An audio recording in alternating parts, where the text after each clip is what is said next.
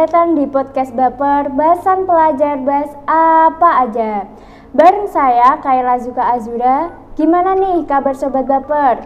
Jangan lupa jaga kesehatan ya, karena cuaca lagi gak mendukung nih. Sobat Baper, di segmen kali ini kita kedatangan tamu istimewa loh. Siapa sih? Yuk langsung aja kita kenalan.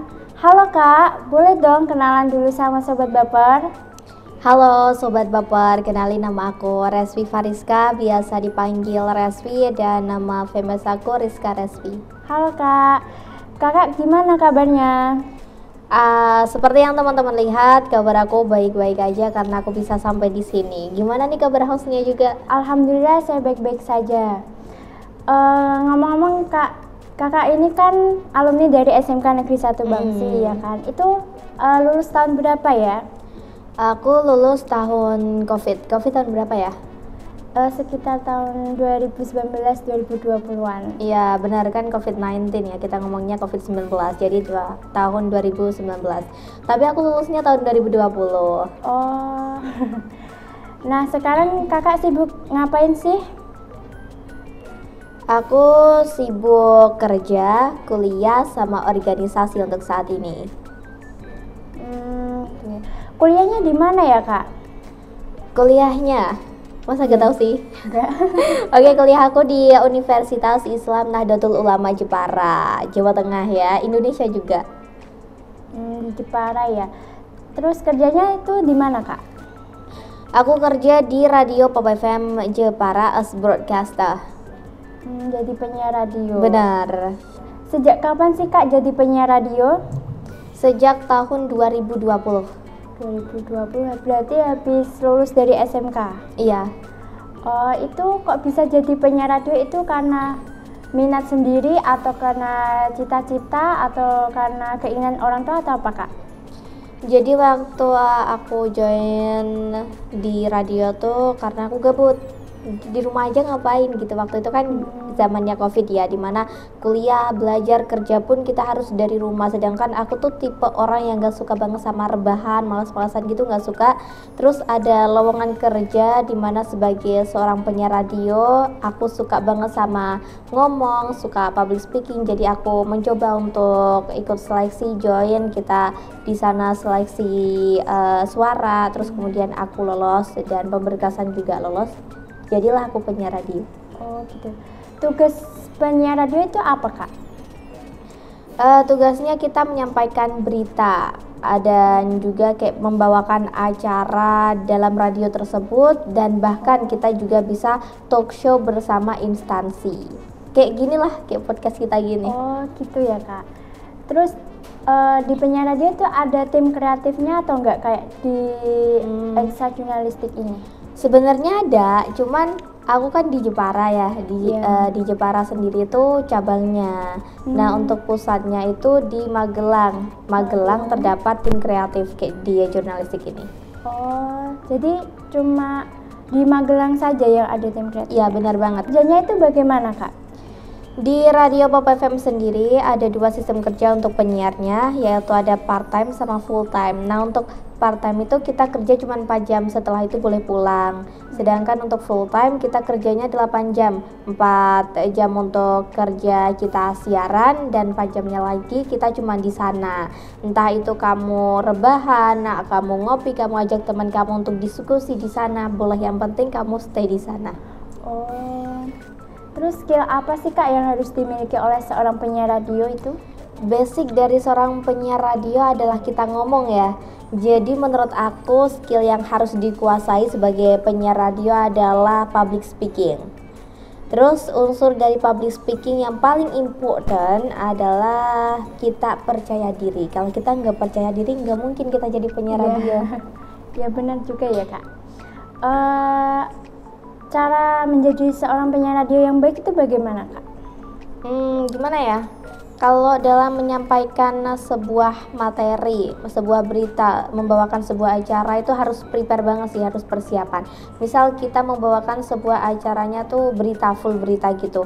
Maka dari itu kita harus membaca dulu isi dari berita yang disampaikan sebelum kita live.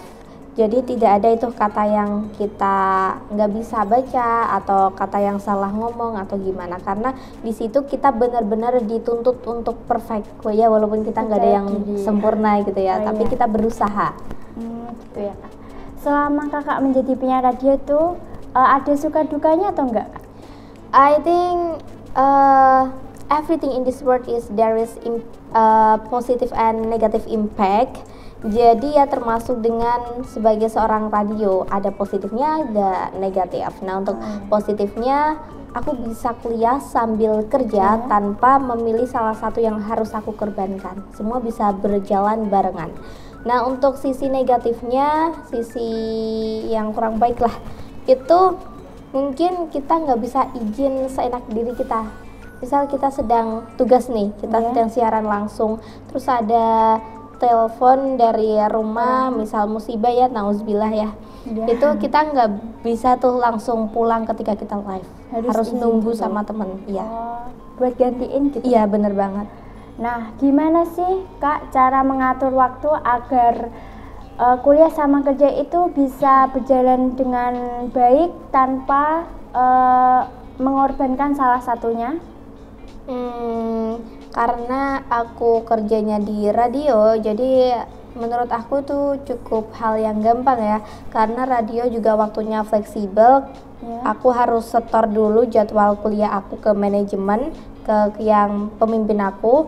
Terus setelah tahu jadwalnya, misal aku jadwal kuliahnya di siang hari, maka aku ambil kerjanya di pagi hari. Jadi waktu malam hari itu benar-benar pure untuk istirahat. Kayak gitu. Iya benar, karena kita juga manusia harus butuh istirahat. Iya benar juga ya Kak. Katanya Kak Nesrin kan jadi pelapor salah satu ekstrakurikuler tuh. Nah itu gimana ceritanya Kak? Kata siapa dulu nih? Kata Bu Evi. Oh kata Bu Evi, ya benar. Jadi waktu aku masih SMK dulu tuh nggak ada yang namanya ekstrakurikuler jurnalistik, itu sama sekali nggak ada. Nah dulu waktu aku kelas 3 SMK ada edaran lomba itu pidato kreatif kebangsaan. Nah berhubung aku suka banget sama ngomong, suka banget sama public speaking, jadi aku minta bantuan sama Bu Evi untuk bantu aku dalam mengerjakan video tersebut. Terus aku coba tuh tag video bareng teman-teman, terus lolos seleksi dan dari SMK Negeri 1 Bang Sri masuk final.